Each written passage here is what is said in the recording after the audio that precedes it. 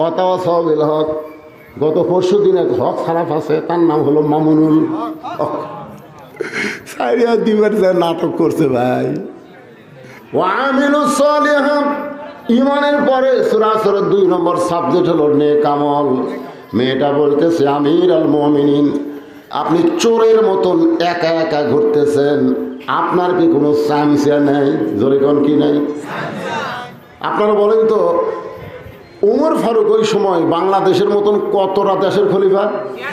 মনে রাখতে হবে, 96টা, বাংলাদেশের মতন 96টা দেশের খলিফা একা একা ঘুরতেছে।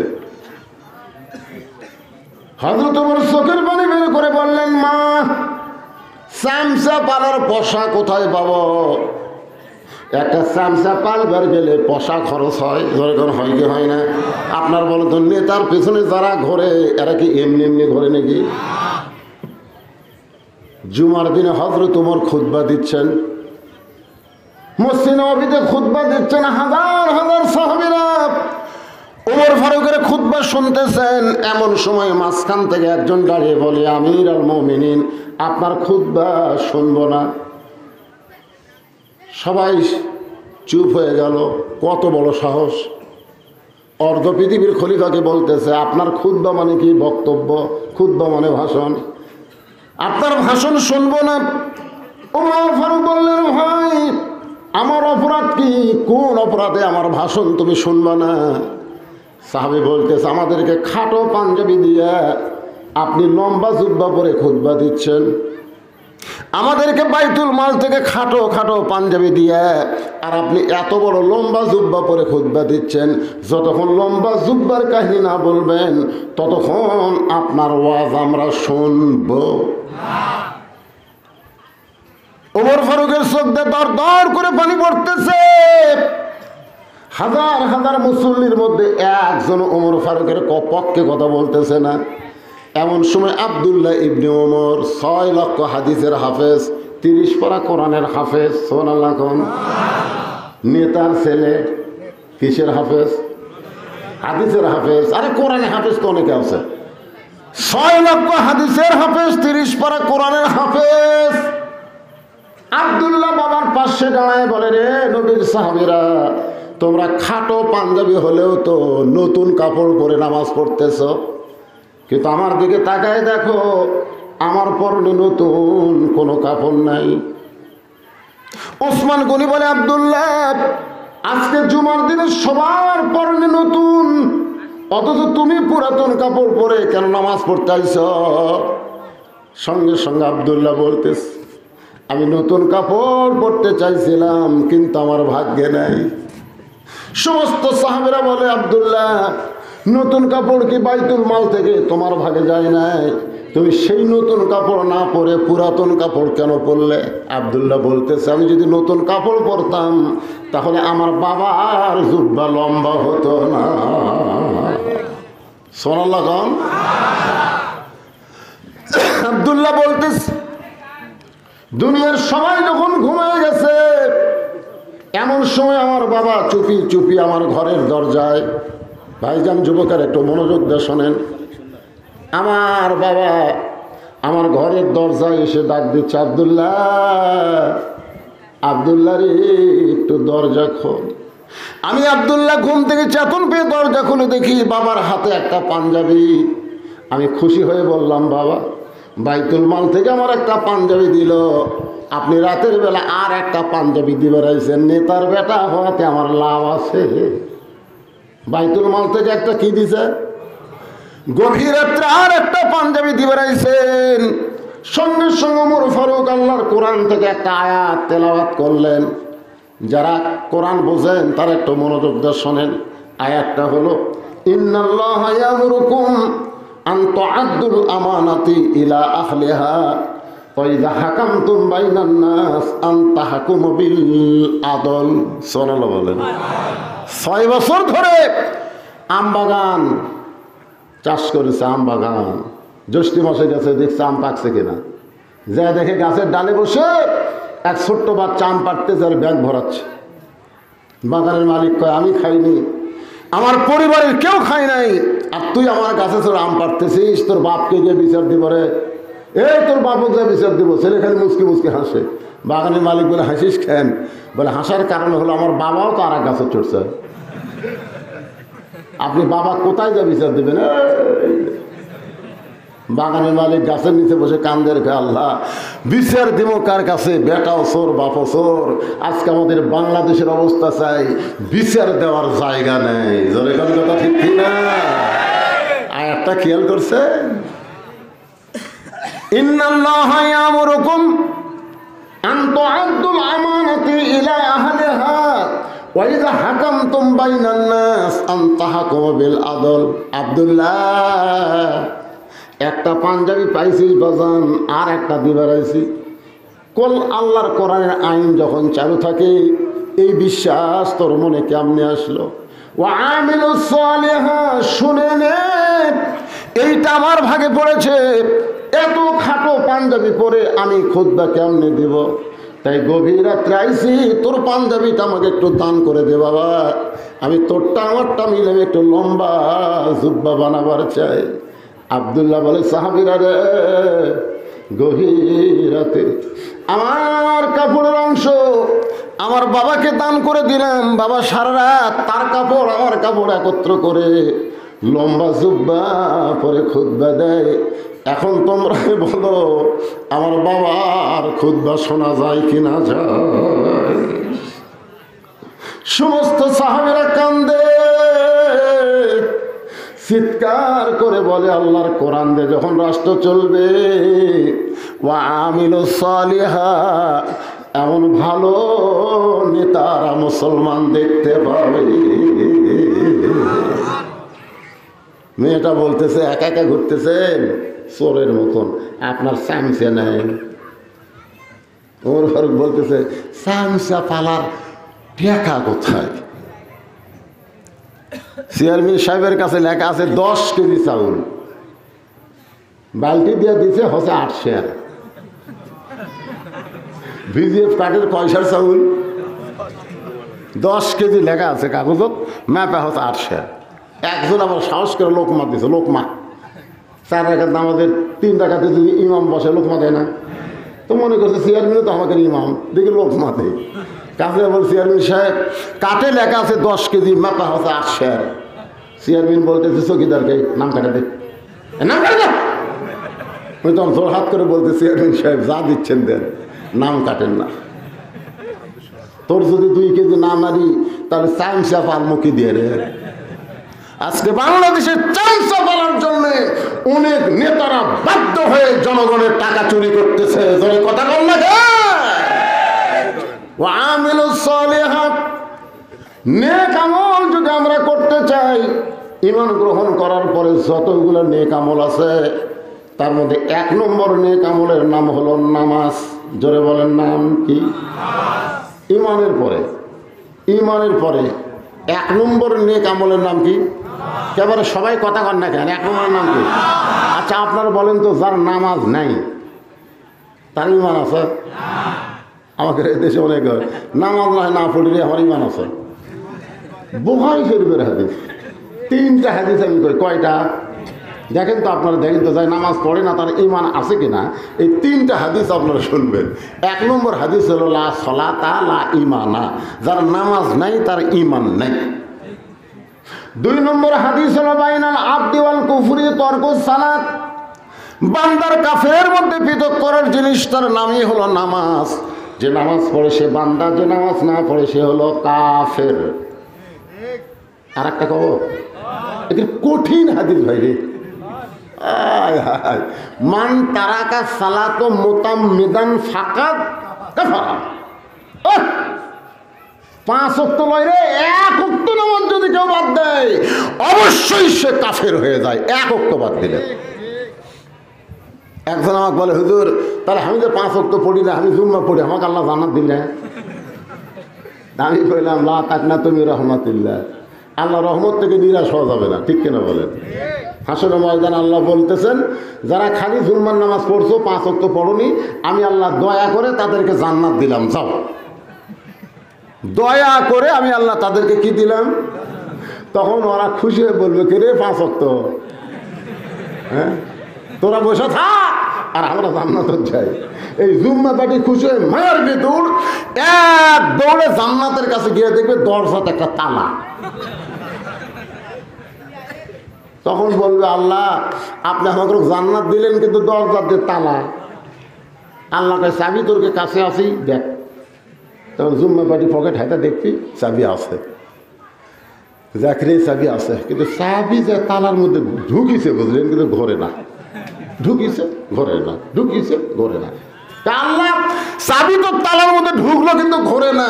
আল্লাহ বলতে তালার মধ্যে 5টা দাগ আছে রে, তোকে চাবির মধ্যে 5টা দাগ থাকা লাগবে, চাবি বের করে দেখতো দাগ আছে।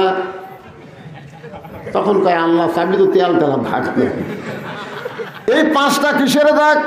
আল্লাহ বলবেন ফজর জোহর আসর মাগরিব এশা, এই 5 ওয়াক্ত নামাজের দাগ যদি চাবির মধ্যে না থাকে তাহলে চাবি ঢুকবে ঠিকই, ঘুরবে না।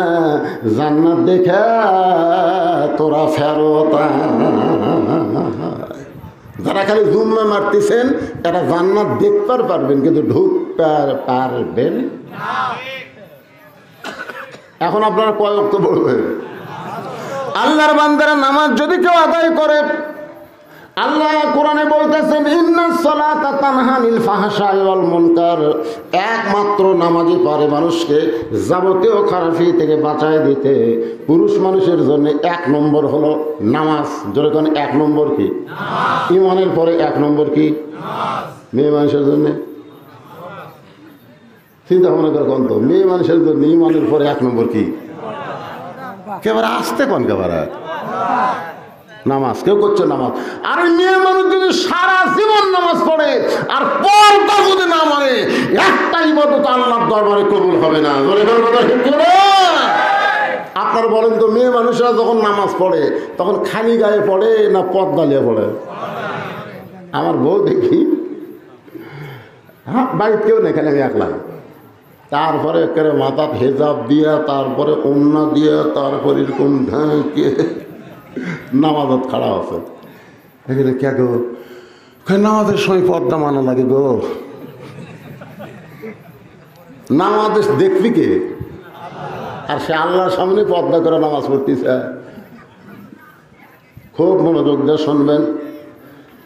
ওয়ামিলুস সালিহার উপর কথা বলতেছি।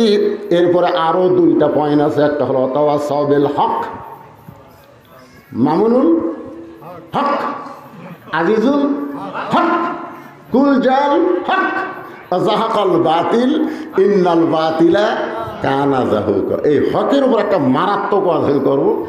এরপরে হয়তো 7 তারিখ 8 ঘড়ি আর ওয়াজ বন্ধ হয়ে যাবে, যাক অসুবিধা নেই। কিন্তু আজকে আসছি যখন আজকে ছাড়বো না। জোরেকার কথা দেখতে হ্যাঁ কোনটা বাদ দেয়? তেল তেলা ওয়াজ করে বাড়ি যাও। এরপরে 4 নম্বর বিষয় হচ্ছে অতা সবে সবর। এই সূরা আসরের 4টে সাবজেক্ট নিয়ে আপনাদের সামনে আলোচনা করতে রাত যদি 1টা বাজে সমস্যা আছে না? তাই বলে 1টা বাজবি না। তাহলে এখন আপনারা সবাই জবান করে বলেন, ঈমানের পরে পুরুষ মানুষের 1 নম্বর নেক আমল হলো নামাজ। আর নারীদের জন্য 1 নম্বর নেক আমলের নাম কি? পর্দা। আমার মায়েরা যারা পর্দার অন্তর আছেন তারা একটু মনোযোগ দিয়ে শুনবেন। গভীর রাত্রে হযরত আলী যখন ঘরের ভিতর, এমন সময় তার বিবি ফাতেমা স্বামীর বুকে মাথা রেখে ফোঁপায় ফোঁপায় কাঁদতেছে। হযরত আলী চমকে গিয়ে বলে, ফাতেমা হঠাৎ এরকম কান্না করার কারণ কি? ফাতেমা বলে, স্বামী গো, আমি আল্লাহর কাছে একটা দোয়া করেছি, আল্লাহ তাআলা আমার দোয়া কবুল করেছে। আপনারা সুবহানাল্লাহ বললেন। আলী বলতেছে, তুমি পাগলি নাকি? আল্লাহ তোমার দোয়ার কবুল করছে আর দোয়া কবুলে কেউ কান্দে? ফাতেমা বলে, স্বামী গো, কি দোয়া কবুল করেছি আপনি কি শুনবেন না? আলী বলে, ফাতেমা কি দোয়া করেছ?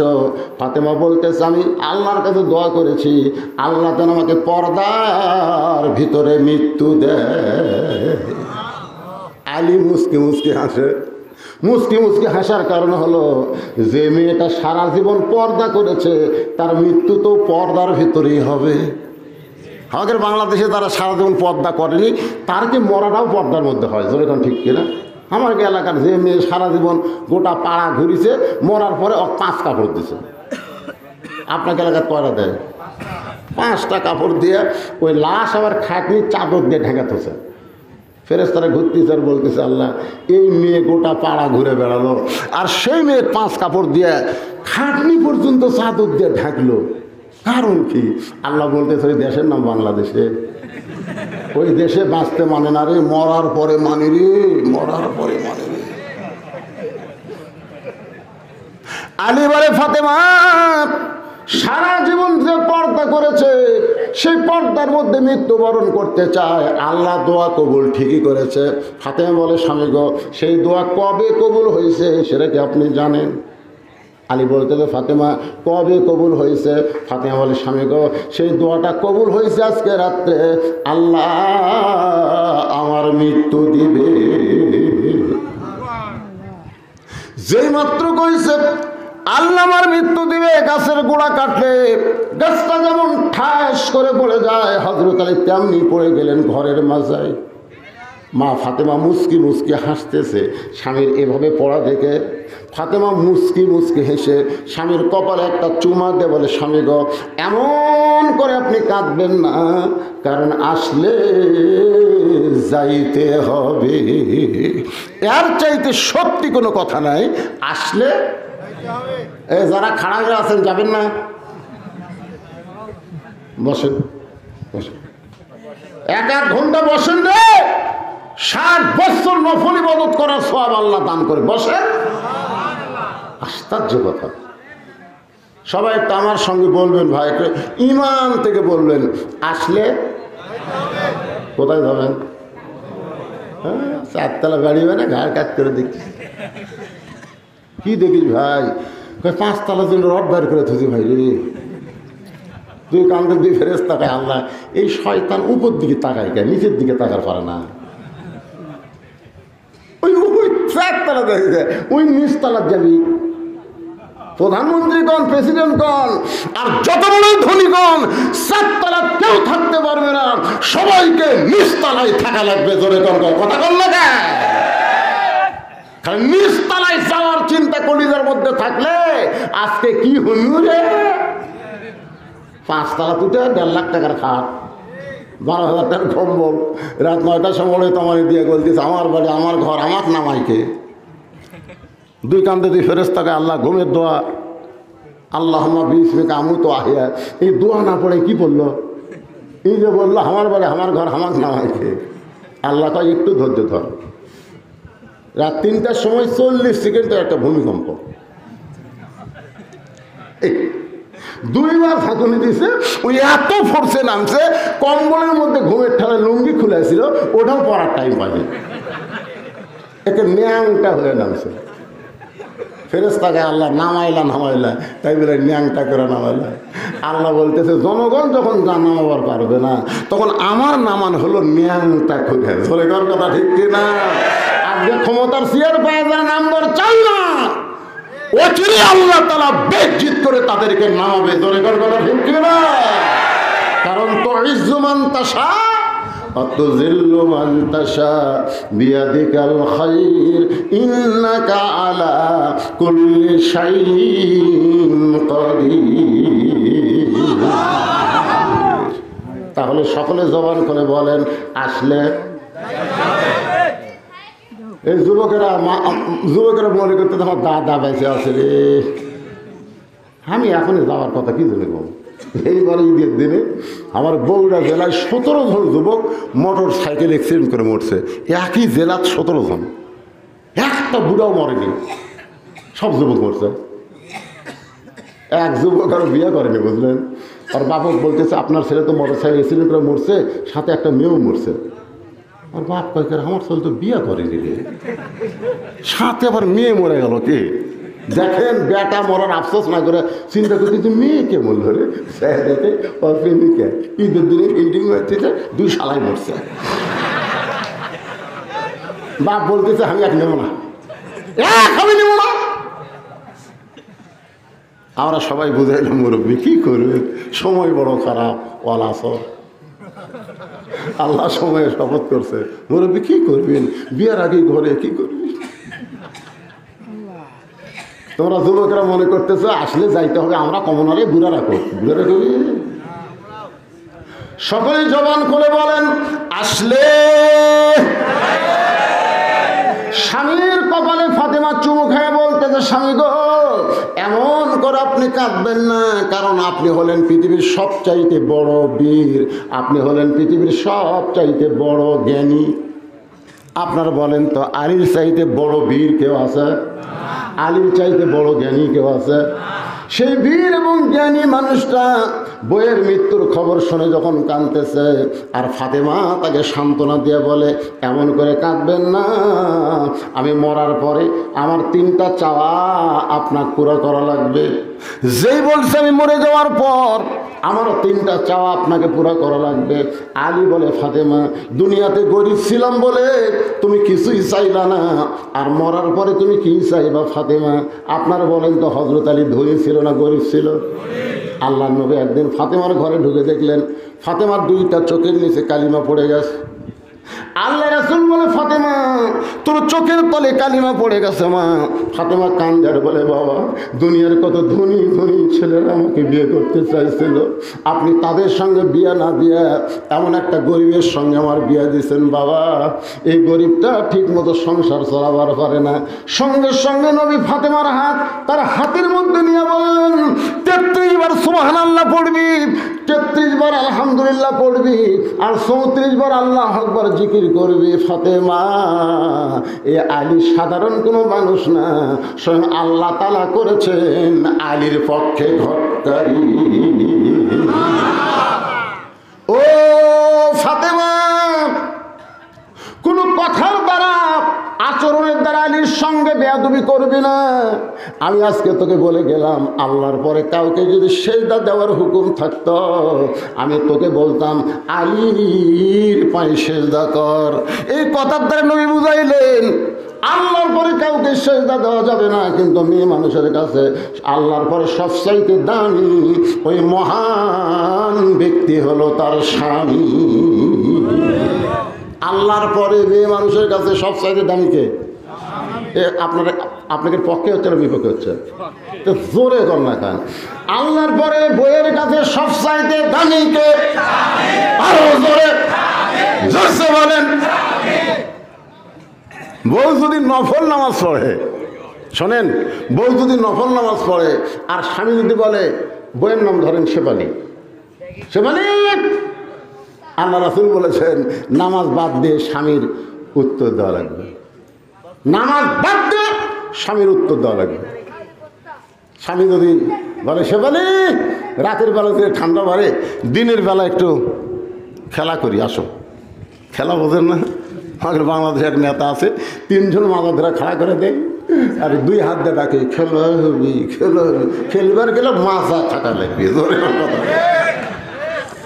তো এখন স্বামী বলতেছে আসো, শীতের রাত তো গোসল টোসল করা কঠিন, আসো দিনের বেলা একটু খেলা করি গোসলের আগে। বউ বলতেছে আমি রোজা আছি। আল্লাহ নবী বলেছেন রোজা যদি নফল হয় স্বামীকে সন্তুষ্ট করার জন্য রোজা ভাঙ্গে স্বামীর সঙ্গে খেলা করা লাগবে। সুবহানাল্লাহ। স্বামী না কয়ে সব রোজা থাকে, 6 বরাতের রোজা, 6 মেরাজের রোজা।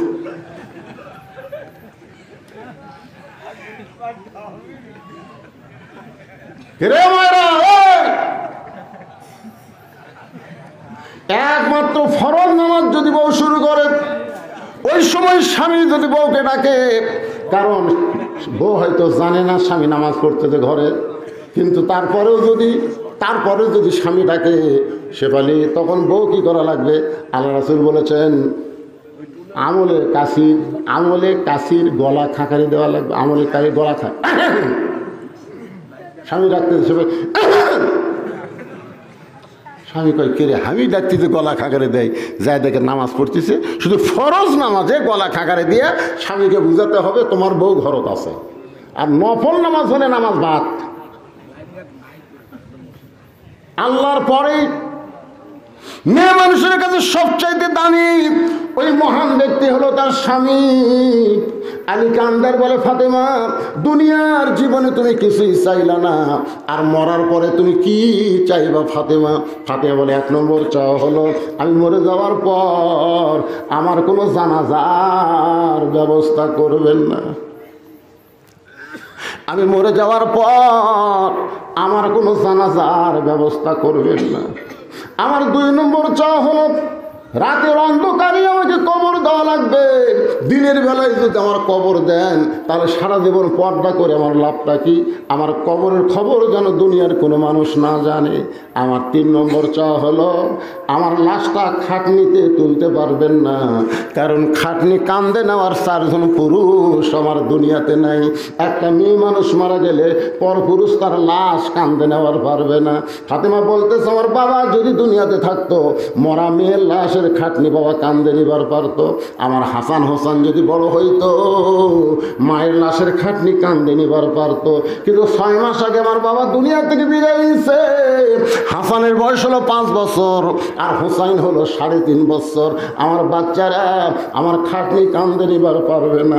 ওগো আমার স্বামী, আমার ওজন খুব একটা বেশি না, আমার দেহ হালকা পাতলা, আপনি একটু কান্দে করে নিয়ে ওই জান্নাতুল বাকির পূর্ব কোণায় সবুজ রঙের একটা বাতি জ্বলতেছে, ওই বাতি বরাবর আমাকে দাফন করে দিবে। আলী বলে, ফাতেমা তুমি কি পাগলি হলে নাকি? তোমার মৃত্যুর খবর শুনলে হাজার হাজার মানুষ জানাজায় হাজির হবে, হাজার হাজার মানুষ তোমার জন্য দোয়া করবে, তুমি কি দোয়া চাও না? ফাতেমা বলে, স্বামী গো, হাজার হাজার মানুষ যদি দোয়া করে ফাতেমা ভালো, আর আপনি যদি বলেন ফাতেমা ভালো না, ওই হাজার হাজার মানুষের দোয়া দিয়ে ফাতেমার 1 তিল পরিমাণ লাভ হবে না। আর দুনিয়ার তামাম মানুষ যদি বলে ফাতেমা খারাপ, আর আপনি বলেন আমার ফাতেমা ভালো, এক স্বামীর সার্টিফিকেটে ফাতেমার 8টা জান্নাতের দরজা খুলে গেল।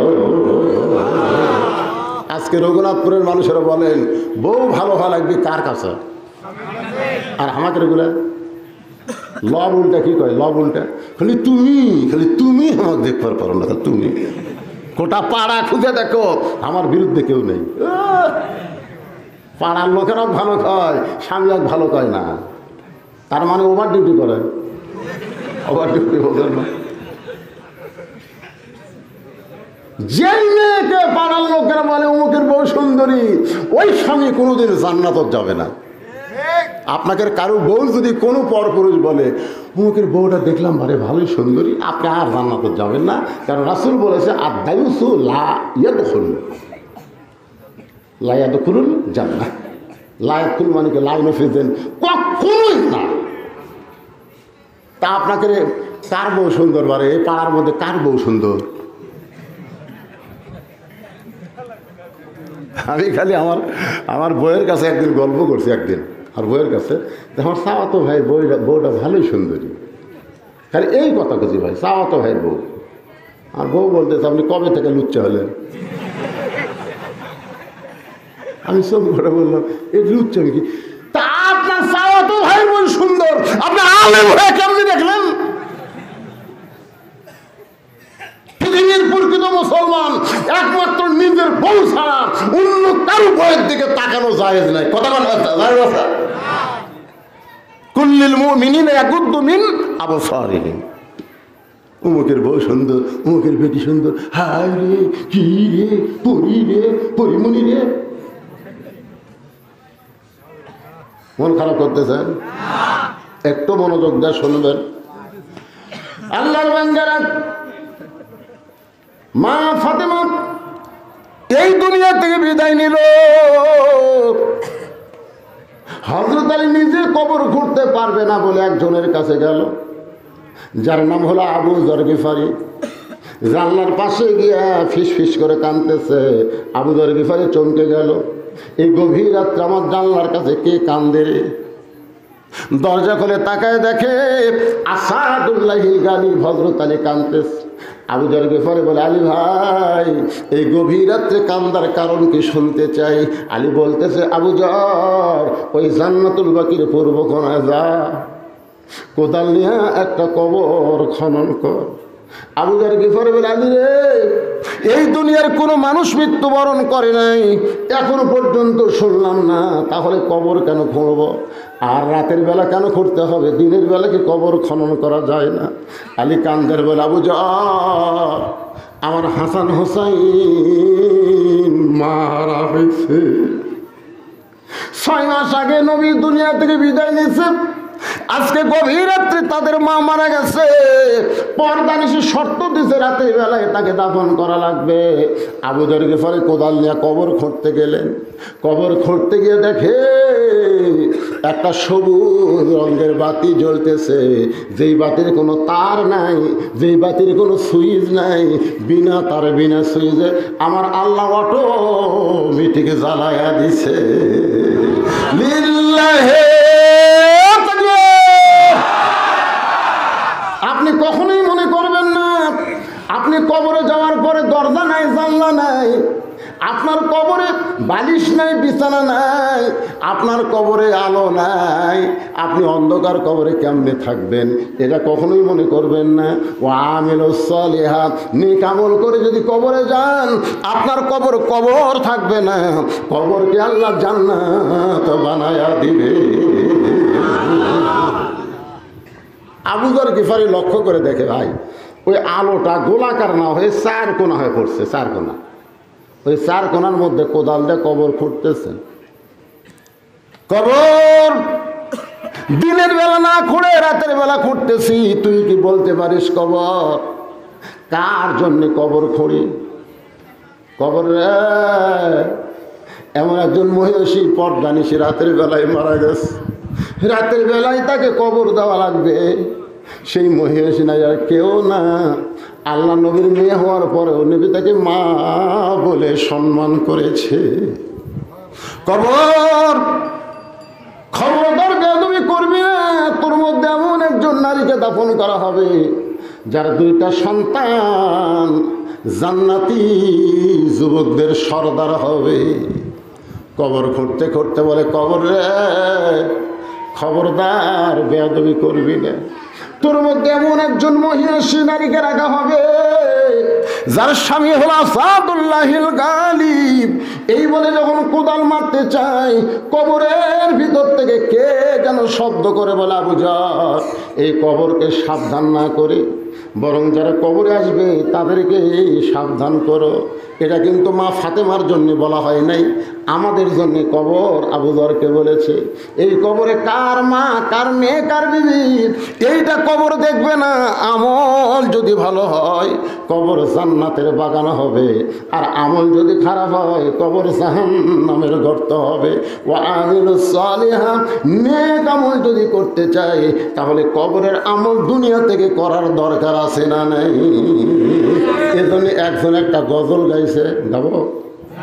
কিন্তু যেদিন ডাক পড়িবে কবর মাঝে যাইতে, জোগাড় কিছু করছ বন্ধু তার মাঝে বিছাইতে। গভীর রাত্রে হযরত আলী ফাতেমাকে নিয়ে ওই জান্নাতুল বাকির পূর্ব কোনায় আবু যর বলে চিৎকার দেয়, কিন্তু আবু যর কোদাল ফাইলা দেয়া কোথায় যেন পালায়ে গেছে।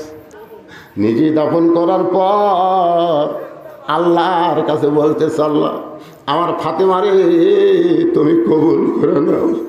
আল্লাহ সারা জীবন যে মেয়েটা পর্দার মধ্যে ছিল, আল্লাহ তুমি তাকে কবুল করে নাও। এ দোয়া করার পরে আলী তাকায় দেখে সামনে কয়েকটা পুরাতন কবর দেখা যায়। এইমাত্র ফাতেমার কবর দিছে, সেই নতুন কবর আর দেখা যায় না। আলী কবর দিয়া আলী আর কবর খুঁজে পাচ্ছে না। আলী চিৎকার করে বলে, ফাতেমার কবর, এখনই কবর দিলাম, সেই কবরটা কোন জায়গায়? কে যেন ডাক দে বলে, আলী রে, আমার ফাতেমা পর্দা নিশি, আমি আল্লাহ জোহরা ডিগ্রি দিয়া ফাতেমার খবরটাকে কিয়ামত পর্যন্ত পর্দা করে দিয়েছি। আমার মায়েদের জন্য ওয়াজ হলো, মা ওই ফাতেমার সঙ্গে যদি জান্নাতে যাওয়ার চান তাহলে ঈমানের পরে মেয়েদের 1 নম্বর আমলের নাম কি? আরো জোরে। আর পুরুষের 1 নম্বর কি? কোন জায়গা?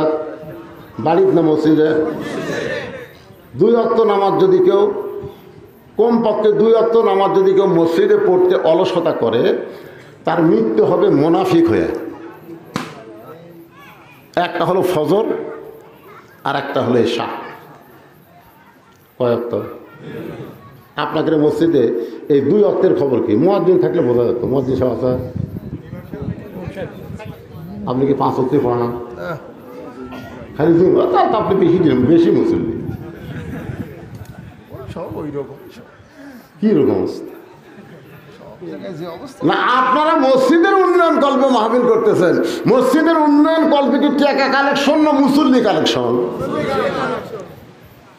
আমি এক মসজিদে যাই, দেখি বৃষ্টি হোক, অসুবিধা কি আছে, এখন ঝড় উঠতেছে।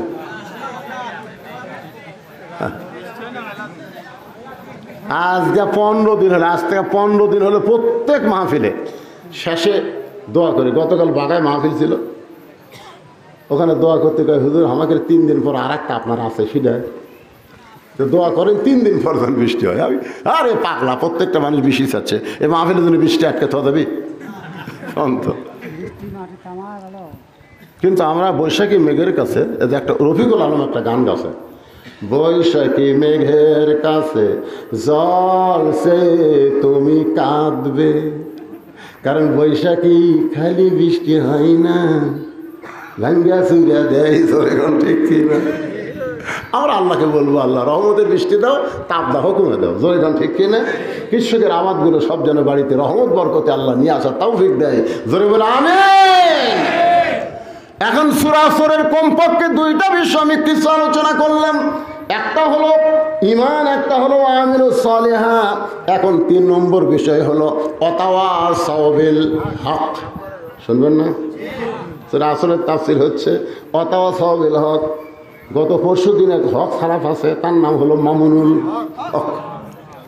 সাইরিয়া দিবার নাটক করছে ভাই।